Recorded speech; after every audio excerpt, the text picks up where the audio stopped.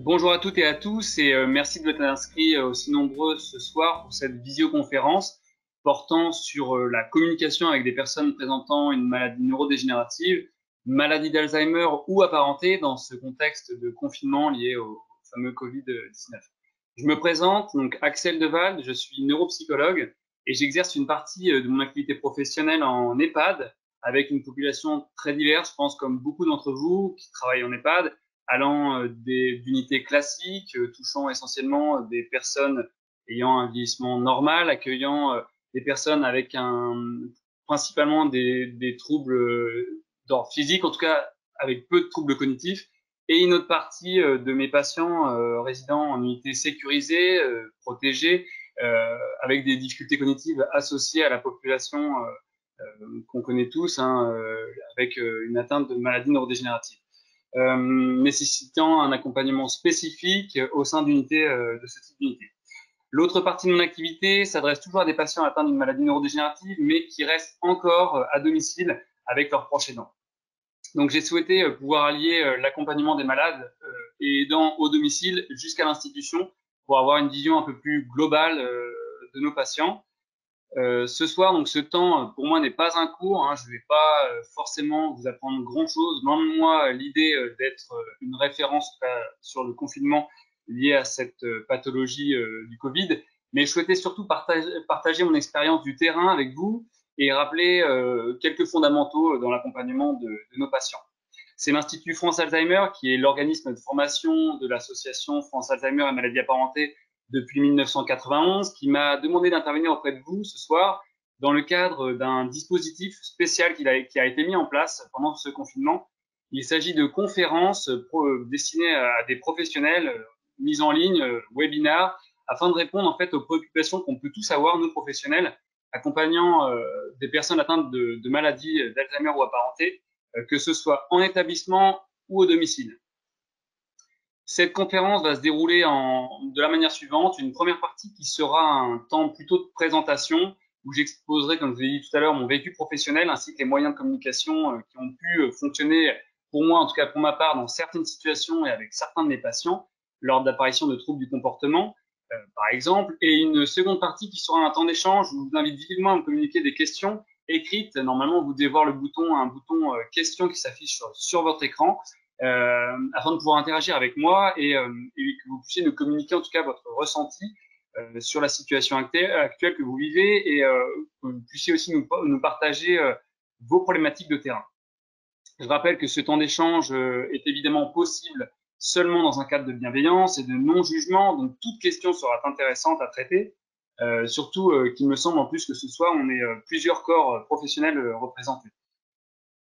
Mon objectif, donc voilà, je vous l'ai un peu dit tout à l'heure en présentation, mais va être surtout en fait de voir un peu comment on peut adapter notre communication à nos patients en tenant en compte de leur maladie. Alors, on va pas ce soir détailler toutes les maladies neurodégénératives, hein, ça c'est pas du tout l'intérêt de l'intervention, mais on sait bien qu'il y en a plusieurs et du coup on peut pas avoir le même discours avec nos patients selon telle et telle pathologie. Par exemple, quelqu'un qui a une maladie d'Alzheimer avec une personne qui a plutôt un profil frontal, qui a encore des capacités d'encodage d'informations au sein de cette mémoire épisodique. Et puis également aussi par rapport aussi au degré de l'évolution de la maladie. On sait bien que voilà, c'est pas du tout la même chose entre une personne qui est en stade débutant et une personne qui est plutôt à un stade très avancé de la maladie. Le contexte du confinement, donc je voulais vous le rappeler quand même parce que je pense que c'est quand même le centre de notre préoccupation à prendre en compte aussi au niveau de notre discours. Ce confinement, en fait, il est quand même, on a mis en place des mesures, en tout cas en EHPAD et on les subit aussi au domicile, des mesures de privation, en tout cas afin de limiter la propagation du virus, qui est quand même totalement l'inverse de notre démarche de soins habituelle. Et je pense que c'est l'une des grosses causes aujourd'hui de notre détresse professionnelle. Euh, Beaucoup de collègues à moi se sentent maltraitantes ou en tout cas mauvais aidants, professionnels, etc. Donc c'est vrai que c'est pas évident aujourd'hui de pouvoir toujours recentrer bah, de pouvoir entre le temps entre les directives gouvernementales qu'on peut avoir et la mise en place, c'est pas toujours évident avec le vécu qu'on peut avoir. Bien évidemment, il y a une grande différence en plus entre les personnes qui, comme vous et moi, n'avons pas de troubles, en tout cas cognitifs, ou avec notre pleine capacité cognitive, qui nous permet de vivre au mieux, en tout cas, ce confinement. En tout cas, en essayant de comprendre la logique des interdits, que certains de nos résidents, certains de nos patients atteints de ce type de pathologie, qui présentent des troubles cognitifs, même modérés, et qui, du coup, là, subissent clairement cette situation. Cette situation peut amener à une incompréhension dans certains cas, mène des fois à des situations à risque. Par exemple, je prends l'exemple d'un patient, moi j'en ai plein, qui cherchent éventuellement à partir, en tout cas comme auparavant, avant, voilà, ces troubles-là étaient déjà présents, hein, ces risques d'errance ou de déambulation excessive, en tout cas voulant quitter leur domicile pour aller soit retourner voir leurs proches, ou alors quitter ce domicile qui n'est plus leur domicile pour eux, dans leur esprit. Donc aujourd'hui, c'est vrai que cette incompréhension peut être d'autant plus importante, sachant que là, on a vraiment une interdiction de sortir plus d'1 heure par jour, donc c'est pas évident. Et l'apparition, en fait, du coup, cette incompréhension peut amener aussi, non pas qu'à des situations à risque, mais aussi à l'apparition de nombreux troubles du comportement, psychocomportementaux. Donc, c'est ce que je vous dis depuis tout à l'heure, mais ce mécanisme psychique, vous allez être d'accord avec moi que c'est clairement ce qu'on observait déjà avant ce confinement, face à des situations qui étaient pas toujours très adaptées aux patients, en tout cas, hein, qui bien souvent le mettaient en situation d'échec dans sa vie quotidienne, et c'était un peu une manière à lui de réagir comme ça. Distinguons en fait là les patients vivant en EHPAD des patients vivant en institution, car même si les troubles psychocomportementaux restent les mêmes, leur manifestation, en tout cas le contexte qui va faire émerger ce type de trouble, quant à lui, est totalement différent. Le confinement au domicile, pour commencer, du point de vue de l'aider, du point de vue de notre malade, pour beaucoup de mes patients, en tout cas, moi j'observe une absence d'anxiété réactionnelle à ce confinement. Peut-être parce qu'ils ont du mal à encoder de nouvelles informations au sein de leur mémoire épisodique, qui sont partiellement, voire totalement désorientées dans le temps et dans l'espace, donc ne se souviennent plus du virus, du Covid et de l'isolement qui est nécessaire pour limiter, en tout cas pour éradiquer ce virus, mais aussi à mon avis parce qu'il n'y a pas eu de changement brutal en fait dans leur environnement impactant leur quotidien.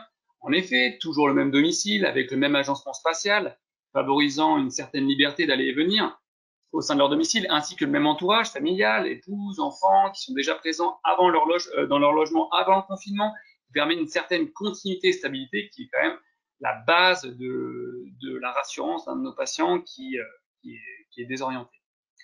Ce n'est pas parce qu'ils ne sont pas anxieux qu'ils ne présentent pas de troubles du comportement. On sait que dans ce type de pathologie, les difficultés cognitives peuvent faire émerger, comme je l'ai dit tout à l'heure, des troubles du comportement. Et c'est vraiment l'un des moyens, en tout cas à nos patients, de pouvoir s'exprimer, de pouvoir manifester leur mécontentement, leur désaccord, en tout cas leur incompréhension face à une situation. Les familles me relatent l'apparition d'agressivité, soit physique, soit verbale, souvent en lien avec un moment de la journée où le patient souhaite par exemple je sais pas moi, partir de chez lui, comme je l'ai dit tout à l'heure, qui est un trouble assez fréquent et qui va se majorer parce que du coup l'aidant va pas laisser libre cours à ça. En tout cas, autant auparavant on pouvait les laisser partir, en tout cas faire un petit tour du lotissement, etc. Maintenant, ça devient compliqué parce que l'aidant a peur de transgresser les interdictions gouvernementales, a peur d'avoir des sanctions. Et du coup, si le patient sort sans autorisation de sortie et plus d'1 heure, c'est vrai que ça reste compliqué. L'aidant, aussi sur le plan du domicile, a subi un épuisement psychique. Dans certaines situations, le malade peut vraiment pas être du tout conciliant. L'environnement plus du tout apaisant. En plus, surtout, les environnements sont très divers. Hein. Je pense à des patients qui se retrouvent en appartement, dans un tout petit appart, sans jardin, sans balcon. C'est sûr qu'avec les beaux temps, alors maintenant c'est plus vraiment le cas, mais du coup les beaux temps de la semaine dernière, aller faire comprendre à un patient que du coup on voit à votre mari malade qu'on ne peut pas sortir dehors plus d'1 heure parce que du coup c'est des recommandations gouvernementales. Il y a une énorme frustration de la part de l'aidé et donc du coup un épuisement psychique de l'aidant. L'épuisement physique aussi de l'aidant est aussi important de mettre en place, de mettre en avant, parce que là aujourd'hui, lié au Covid, on sait bien que le maintien à domicile est vraiment rendu possible en instaurant des aides externes. Et là, à cette période de crise sanitaire, l'aidant doit souvent pallier. Moi, j'ai plein d'aidants qui me disent que l'infirmier doit optimiser son temps de présence, donc du coup ne peut plus effectuer la toilette au domicile. donc doit juste peut simplement venir dispenser les médicaments, en tout cas faire une prise de sang, mais la toilette n'est plus possible, prend trop de temps, donc ça va être à l'aidant familial de prendre le relais, des intervenants aussi, par exemple femme de ménage qui ne peut plus assurer le ménage, et donc c'est vrai que on peut s'imaginer que quand même cette pathologie touche quand même nos aînés, nos seniors, et que l'aidant bien souvent est un peu dans la même situation que l'aidé, et donc du coup sont déjà fatigables, et donc cette situation les fatigue d'autant plus. L'aidant et l'aidé subissent aussi un isolement social, une coupure avec leurs proches, il n'y a pas d'enfants, pas de petits-enfants, pas de voisins et pas d'amis qui viennent leur rendre visite. Donc c'est important de rappeler ce contexte-là parce que du coup, c'est pas évident pour l'aidant qui ne peut plus avoir un rôle de soutien. Alors si, téléphoniquement parlant, mais c'est pas la même chose qu'une visite, même de manière informelle qu'il pouvait avoir au quotidien, c'est quand même pas pareil. Et également aussi pour le malade qui n'a plus, qui au niveau de sa valorisation sociale, c'est pas évident parce qu'on sait bien qu'ils sont lors d'interactions sociales, il y a une valorisation quand ils sont des visites, ils font attention, ils aiment se rendre utiles, etc. Et c'est vrai que l'estime de soi, l'estime du malade, passe aussi par ces interactions sociales. Et malheureusement, là, c'est vraiment très limité en ce moment. Le confinement en institution, donc moi, je trouve que malgré tout, j'ai pu observer que même si nos patients avec des troubles cognitifs qui résident en EHPAD sont pour la plupart déjà dans des unités de vie sécurisées, type Cantou, enfin anciennement appelé Cantou, ou UPAD, UVP, ou unité, voilà, un peu les mêmes, toutes ces significations qui veulent dire un peu la même chose, avec une impossibilité de sortir en dehors de l'établissement sans être accompagné par un membre de leur famille ou un membre de l'équipe soignante, bah, que ces derniers ressentent malgré tout un enfermement supplémentaire. Moi, j'ai vu qu'avec l'apparition de ce confinement total, des interdictions strictes, hein, parfois en chambre, avec une interdiction de sortir, donc qui est très compliqué à expliquer à nos patients, des fois même allant jusqu'à une fermeture à clé, donc plus de possibilité de libre cours à une libre déambulation. Euh, Ces règles ont aussi favorisé un énorme isolement social, les repas en chambre, sans interaction sociale, et alors familiale, on n'en parle même pas. Même si depuis peu les visites sont de nouveau autorisées en EHPAD, on voit bien que plein d'établissements, sur le plan logistique, c'est encore très très compliqué et plein d'établissements n'ont pas encore mis en place ce type de visite. Donc c'est pas évident, on n'est pas tous, on n'a pas tous les mêmes capacités en tout cas d'accueil. Euh, on a essayé nous de mettre en place des téléphones ou des sessions Skype et on se rend bien compte que bah, où est l'intérêt que nos patients des fois avec des gros troubles cognitifs qui comprennent même pas l'intérêt, qui ont déjà du mal à communiquer, qui ont des fois une aphasie déjà importante et du coup avec un élément extérieur, en tout cas un matériel numérique, c'est pas évident de faire comprendre un petit peu l'intérêt de la communication. J'ai des patients moi qui du coup n'interagissent pas du tout, voire même deviennent très anxieux parce que sont face à une situation d'échec. Donc on a très très vite arrêté un petit peu ce type d'intervention. Au niveau des troubles, donc là je vous ai parlé EHPAD, confinement en EHPAD, confinement à domicile, et tout ça pour revenir enfin quand même le sujet de notre conférence, qui est communiquer avec nos patients face à cette situation. Donc l'apparition essentielle de troubles psychocomportementaux, ça va être essayer de communiquer pour limiter en tout cas l'apparition de ces troubles-là, même si pour beaucoup d'entre eux, ils arrivent en lien direct à mettre avec leurs capacités cognitives qui sont résiduelles et enfin du coup qui ne sont plus assez importantes des fois pour permettre une compréhension totale de la situation. Donc que ce soit à domicile ou en institution, clairement, je pense qu'on est tous d'accord, nos patients atteints de maladies de ce genre présentent bien souvent des gros troubles du comportement face à une situation donnée. Moi, ce soir, je ne souhaite pas vous faire un inventaire détaillé parce que je ne vois pas l'intérêt de vous parler de tous les troubles du comportement. Il y a le DSM qui relate très bien ça et mieux que moi, mais plutôt de reprendre certains en fait troubles du comportement que j'ai pu observer avec mes équipes et voir comment nous on a pu pallier à ça. En tout cas, je ne dis pas que ça va marcher à tous les coups, mais pour nous en tout cas ça a marché. Euh, la règle d'or principale, je pense que vous allez être d'accord avec moi, ça va être d'adapter et d'individualiser notre accompagnement face à nos patients en fonction de leur histoire de vie. Ça, c'est la base, mais en même temps, c'est très important de le rappeler. On peut pas par exemple, je ne peux pas vous faire un cours ce soir sur comment être avec son malade, puisqu'ils sont tous différents. Par contre, ce qui est important, c'est la disponibilité, être à l'écoute. Et vraiment, cette notion de disponibilité, je pense qu'elle est fondamentale en cette période, puisque c'est une situation qui est stressante pour nous également professionnel, et que j'ai remarqué qu'on n'était pas toujours pleinement avec nos patients. Et que si on n'est pas pleinement avec notre patient au moment où on essaie d'instaurer un dialogue, eh ben, ça peut susciter quand même une frustration de la part du patient et faire émerger un trouble du comportement. Euh, pour essayer de contrecarrer un petit peu, ou en tout cas d'anticiper l'arrivée de troubles du comportement, pourquoi pas essayer d'établir, nous on a mis en place un listing de patients à risque, de développer tel ou tel trouble par rapport à ce confinement, et essayer chaque semaine à mon équipe pluridisciplinaire allant de l'ergo, la psychomote, aussi bien kiné, infirmière, auxiliaire de vie, aide-soignante, enfin et j'en passe, nous-mêmes les psys, de voir la personne dans sa globalité et pouvoir aller travailler en amont pour éviter l'apparition de ces troubles face à des actions données. L'anxiété, face à l'anxiété, l'angoisse, on va bien voir que elle se majore. Il y a face à une majoration d'une désorientation spatiale et temporelle. Pourquoi pas instaurer rapidement une nouvelle routine journalière, mieux appréhender la journée, créer une atmosphère sereine, calme et organisée à la maison, comme à l'EHPAD. C'est fondamental. Ça, ce sont des bases, c'est clair. Hein, j'ai rien inventé, on le rappelle, je le rappelle simplement. Mais c'est vrai que comme du coup on a changé leurs habitudes, il va falloir très très vite ritualiser des temps aussi bien de repas en chambre, ce qu'ils ont différé, le temps des toilettes. On va essayer vraiment de vraiment garder un cadre qui fasse que du coup la journée reste ait un sens, toujours ancré dans le temps. Et c'est fondamental parce que moi j'ai pu observer qu'on avait, il y a eu la question de se demander mais pourquoi on ne laisserait pas en, en tenue de confort, par exemple, comme pas en pyjama, mais en tenue un peu plus, je sais pas moi, un peu plus sportswear, parce que du coup ils sortaient pas et du coup voilà. Je vois pas. Je peux comprendre pour vous et moi qu'on a envie, voilà, quand on est chez nous, d'être à l'aise. Là, il y a vraiment un intérêt de maintenir leurs habitudes de vie autant que possible, comme par exemple l'habillage, évidemment la toilette, ça c'est fondamental, mais leur faire choisir leurs vêtements, etc.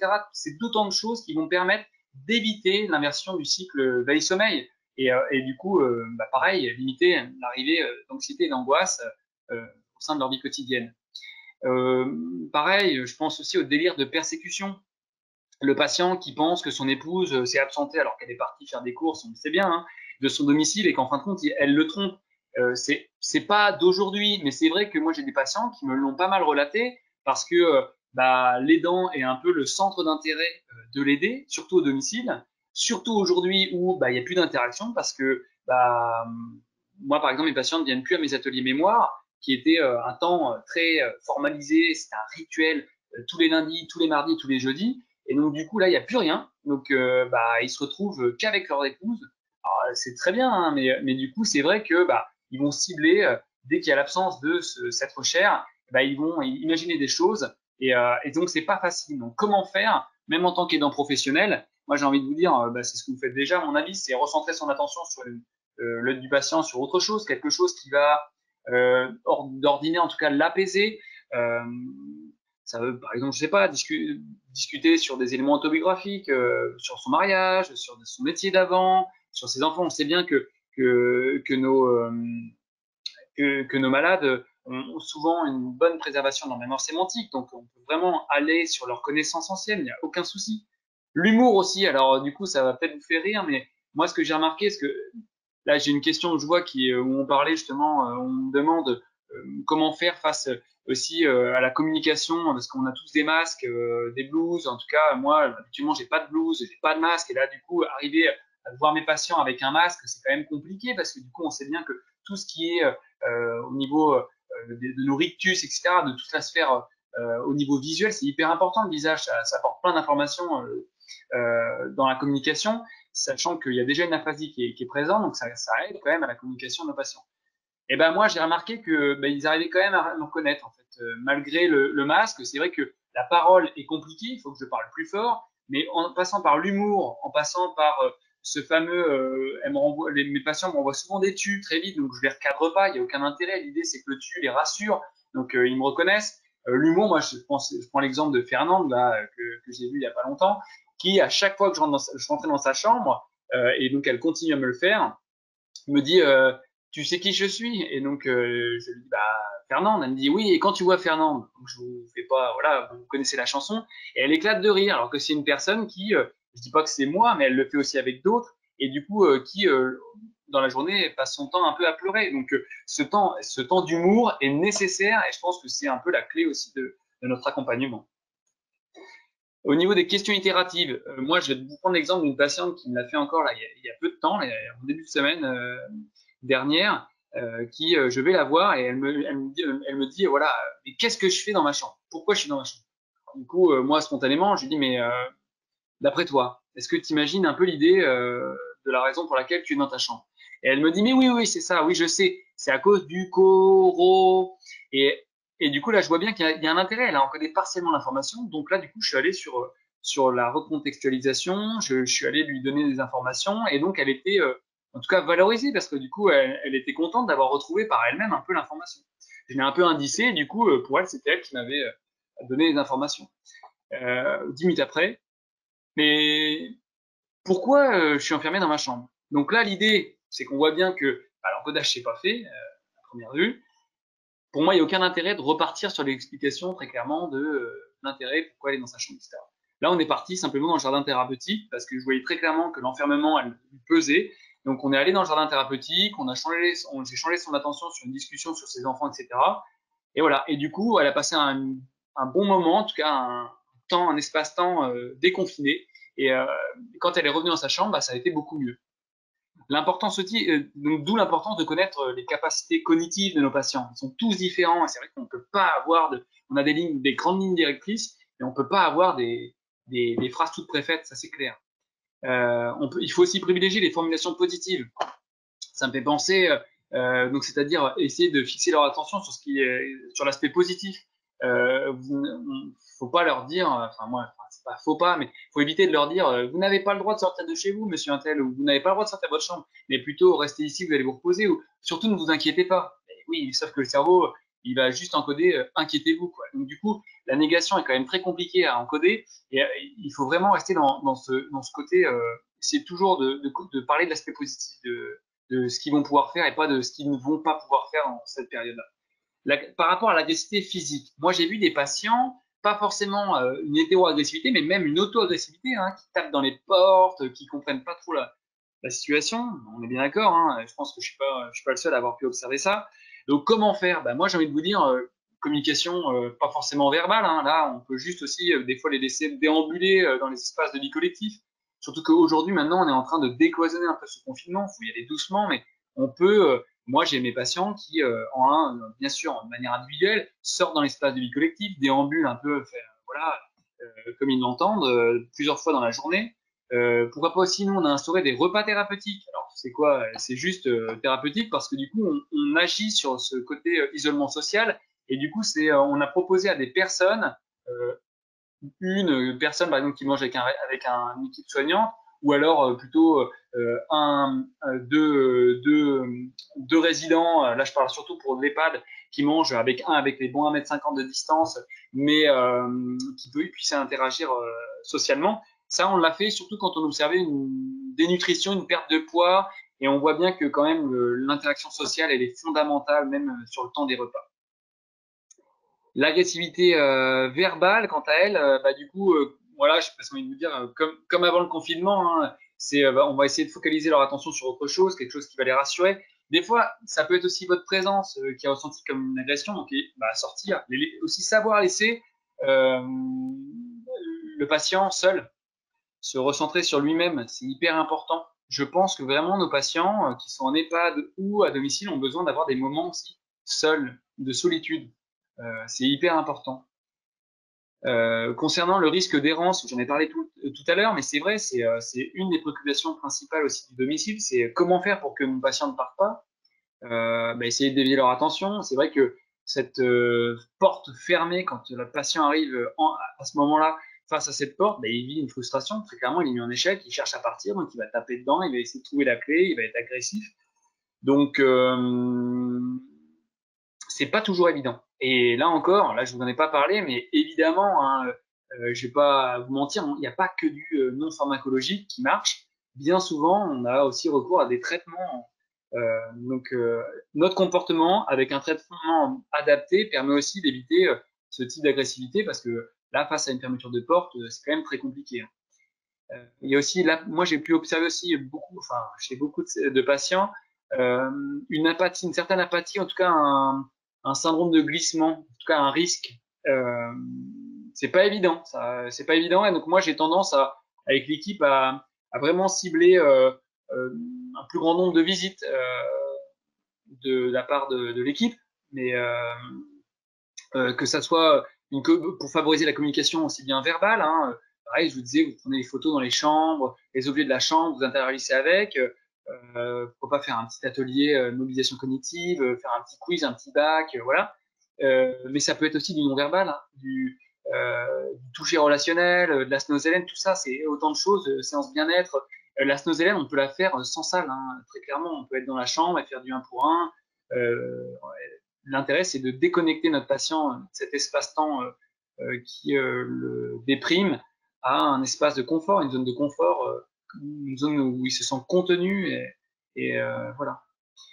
Au niveau des hallucinations, je pense à des pathologies comme la démence à corps de Lévy, qui est quand même très très complexe déjà accompagnée au domicile comme en institution, avec ces phases de fluctuation de performance où il y a des phases où la personne est plutôt bien adaptée, d'autres où il est complètement ailleurs, avec des hallucinations visuelles essentiellement peu critiquables et elles sont souvent de jour, diurnes, et c'est très très compliqué à gérer. Bah là, l'idée pour moi, ça va pas être de s'opposer en fait à ce que voit le patient, très clairement. Je pense à des patients que j'ai, moi, très clairement, si on leur dit qu'il n'y a pas de petits bonhommes verts, bah, ils vont monter en agressivité, ça c'est clair. Par contre, est-ce que pour autant il faut les admettre, les petits bonhommes verts? Non, je pense pas. Je pense que derrière, pareil, encore une fois de plus, comme ils ont des troubles attentionnels, essayer de cibler leur attention sur autre chose, ça marche dans bien des cas. Et j'ai aussi pu relever un syndrome confusionnel chez certains des patients qui ont pu être ajoutés à leur pathologie. Donc on voit bien une majoration des troubles cognitifs. Et c'est vrai que du coup, faut être vraiment vigilant à surveiller l'hydratation et l'alimentation. Parce que du coup, c'est quand même les deux gros facteurs qui favorisent un syndrome confusionnel. Voilà, donc j'espère que, en tout cas, j'ai pu aborder les thèmes de cette conférence et que ça vous a intéressé. Là, maintenant, c'est plus la deuxième partie. Elle va plus. Je vous attends vraiment pour avoir des questions. L'idée, c'est vraiment de pouvoir essayer d'avoir un peu votre vécu, voir si vous avez des questions aussi, si j'ai pas été clair sur certaines choses. Aussi partager votre ressenti. Est-ce que vous pensez comme moi ou voilà. Donc, n'hésitez pas.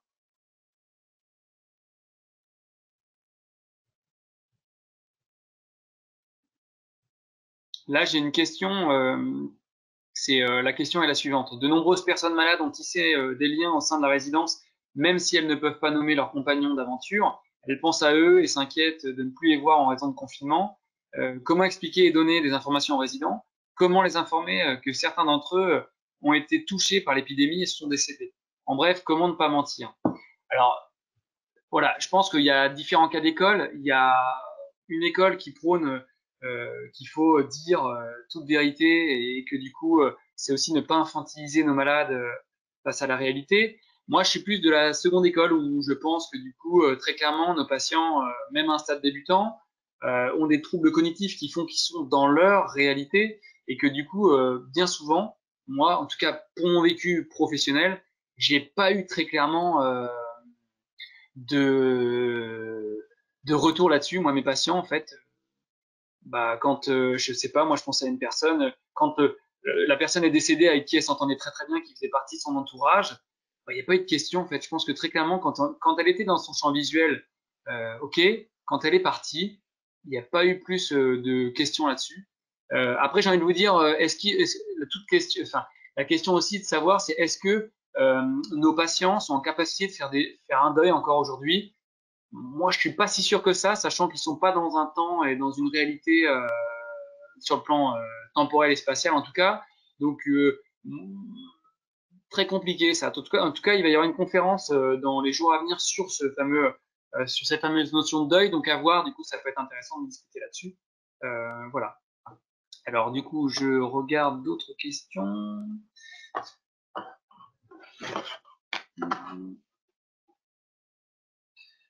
Je voulais demander si tu avais des idées pour expliquer le confinement, l'épidémie à un patient souffrant d'une aphasie progressive primaire assez évoluée, versant compréhension, reste relativement préservée. Cette dame vit chez sa fille. Je lui ai proposé des pictogrammes que, ok, a mis, ouais, ok, d'accord, a mis à disposition. As-tu d'autres idées? Bah, c'est super, hein. J'ai envie de te dire que c'est une très très bonne idée, les pictogrammes. Euh, là, c'est très très complexe déjà de manière ordinaire d'accompagner ce type de patient. Une aphasie progressive primaire, surtout à un stade évolué, euh, ça, ça rend quand même la communication très complexe. Donc moi, j'ai presque envie de te répondre que j'aurais fait la même chose. Euh, Je sais pas après du coup quoi te dire d'autre. Peut-être de la communication non verbale, justement aussi peut-être passer par. En même temps, c'est ce que tu fais hein, par des images, mais peut-être plus.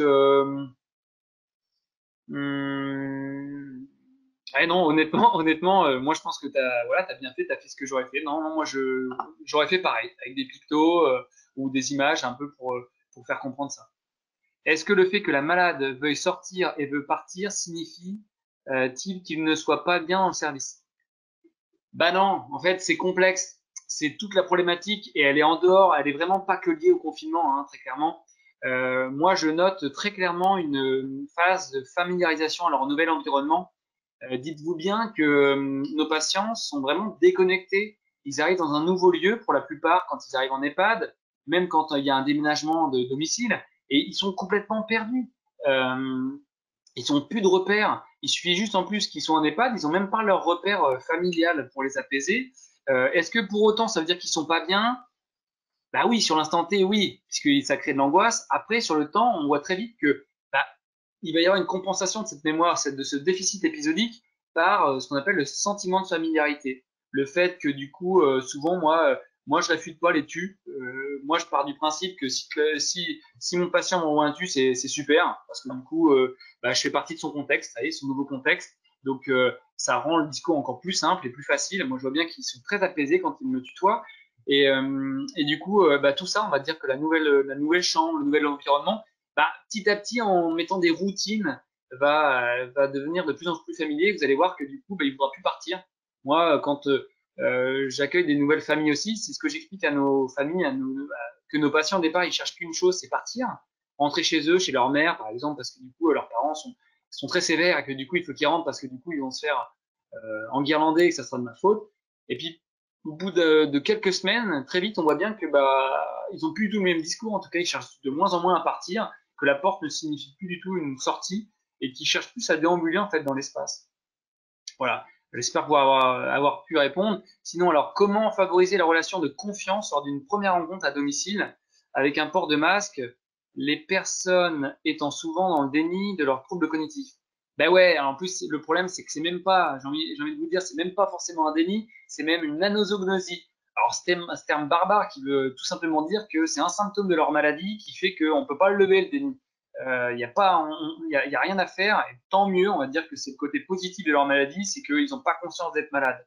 Donc le masque, le port du masque, c'est très très complexe. Moi, ce que je vous dis tout à l'heure, hein, c'est que même en EHPAD, moi je le constate, c'est que bah, ça casse vraiment, ça met une barrière, on voit pas la bouche, du coup le visage est vraiment morcelé, et ça peut être un peu anxieux en tout cas pour nos patients. Après, moi ce que j'ai remarqué, je ne sais pas si vous êtes d'accord avec moi, mais que la relation de confiance, elle va quand même avoir lieu autre que par le visage, par le toucher par exemple, par votre discours aussi. Votre intonation, votre voix va être reconnue. Et petit à petit, le masque va devenir normal. Comme les blues, hein, j'ai envie de vous dire, bah, au départ, ça peut surprendre. Et puis très rapidement, après, ça fait partie de leur environnement. Au domicile, on constate une baisse du tonus car moins de sorties. Comment maintenir l'autonomie physique? Écoutez, je suis totalement d'accord avec vous, c'est hyper compliqué et je suis vraiment content aujourd'hui de voir que les kinés peuvent retravailler. Ça y est, là, j'ai encore, nous en EHPAD, on a un kiné qui réintervient depuis une semaine, 3 fois la semaine parce que c'était compliqué. En tant que soignant, on essayait de les faire marcher, etc. Mais c'était très, très, très compliqué parce qu'on n'est pas des kinés, on n'est pas des ergots, on n'est pas des psychomotes et du coup, c'est quand même très compliqué à part la marche. On voit bien qu'il y a une fonte musculaire, qu'ils ont une perte avec un risque de chute qui est quand même pas négligeable, qui est majoré parce qu'ils sont souvent contentionnés. Enfin, contentionné, je parle vraiment avec la fermeture de porte, hein, pas forcément avec une contention, avec une ceinture, avec une contention physique type ceinture, hein, mais c'est quand même compliqué, ça on est bien d'accord. Donc aujourd'hui, tout va rentrer dans l'ordre, je l'espère bien, c'est que les kinés vont pouvoir revenir travailler en EHPAD comme à domicile. Donc il faut continuer à maintenir l'autonomie physique en les faisant déambuler, en les laissant déambuler dans leur environnement. Moi, je pense vraiment. Donc, je me pose la question de la communication entre les résidents présentant des troubles cognitifs et leurs proches. Parfois, la situation de confinement en établissement est plus difficile à vivre pour le proche que pour le résident. La famille peut être en demande de vidéos, d'appels, etc., ce qui peut être perturbant pour le résident, avec parfois de l'agitation, de l'anxiété à la suite de la communication. Comment maintenir un lien sans perturber le résident? Eh ben, exactement, là, je suis totalement d'accord avec vous. Là, je viens d'avoir deux familles en m'expliquant que justement, il n'y avait pas d'intérêt. Moi, alors, je suis qu'un rôle de conseil, hein, mais bien évidemment, on n'a pas à interdire. Mais les visites ont été essayées vraiment avec, là, on a mis des glaces en plexiglas, etc. Et ça a été hyper mal vécu pour certains de nos patients. J'ai vraiment l'impression que du coup, en fait, ils sont frustrés. Ils comprennent pas. Ils voient leurs proches avec des masques. Ils peuvent pas les toucher. Et je pense que du coup, on les met face à une situation d'échec. Ils comprennent pas ce qui se passe. Donc, est-ce qu'il y a un réel intérêt, si ce n'est que pour rassurer les proches? Et ben dans ces cas-là, travaillons avec les proches. J'ai envie de vous dire que l'idée, quand même, moi, ma préoccupation première, elle est évidemment les familles, mais dans un premier temps, les patients. Donc du coup, souvent les familles comprennent. Hein, de toute façon, quand ça s'est mal passé, je pense qu'elles peuvent que comprendre que c'était pas une bonne idée. Après, il fallait le tenter. Hein, je pense que voilà, c'est important. Tout ce qui est Skype, etc. Moi, j'ai vraiment honnêtement, aussi bien en gériatrie classique, ça fonctionne, autant avec des patients avec même des troubles légers cognitifs, c'est quand même pas facile. C'est quand même vraiment pas facile. Il est difficile avec les directives de proposer des ateliers Snozelen et toucher thérapeutique. Après, tout dépend ce qu'on voit là-dedans. C'est sûr que si moi je parle de Snozelen parce que c'est un mot qui parle à tout le monde. Après, Snozelen, ce que je vous ai dit tout à l'heure, il n'y a pas besoin de la salle. C'est sûr que si on les emmène dans la salle, qui est un lieu collectif où ils doivent s'allonger sur le matelas, etc., il faut décontaminer toute et juste après, etc. Non, c'est mort, c'est pas possible. On n'a pas le temps, on n'a pas les moyens.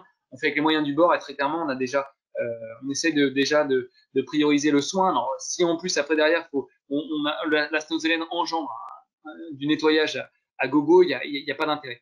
Non, mais moi la Snozelen, moi je vois, je sais pas, moi ça peut être interagir sur l'essence, hein, très clairement. Ça peut être pourquoi pas leur faire échanger sur ce qu'ils ont, je sais pas, leur faire goûter une compote et les faire marcher un peu comme sur un Kim, je sais pas, de voir un peu ce qu'ils voient derrière. Parce que, en fait, leur changer leur attention à travers un de leurs sens, de voir ce qu'ils en apprécient. C'est ça, pour moi, la Snozelen, la base, c'est vraiment mobiliser un ou plusieurs sens pour un peu les mettre dans un point d'ancrage, dans l'ici et le maintenant, et les décentrer de cette situation angoissante.